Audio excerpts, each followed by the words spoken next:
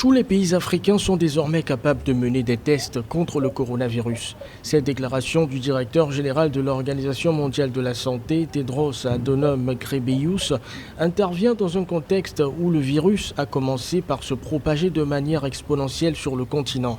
Occasion pour le chef de l'organisation onusienne d'appeler de nouveau à la prudence.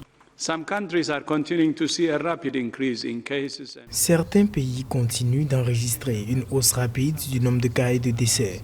Certains pays qui ont réussi à supprimer la transmission voient maintenant le nombre de cas augmenter à mesure qu'ils rouvrent leurs sociétés et leurs économies. Tous les pays sont confrontés à un équilibre délicat entre la protection de leur population et la réduction des dommages sociaux et économiques. Il ne s'agit pas de choisir entre la vie et les moyens de subsistance. Les pays peuvent faire les deux. L'heure est aux grandes manœuvres et les efforts menés pour contenir la maladie sont de plus en plus visibles. Selon Tedros Adhanom Ghebreyesus, plus de 220 vaccins seraient en cours d'élaboration dans plusieurs pays du monde.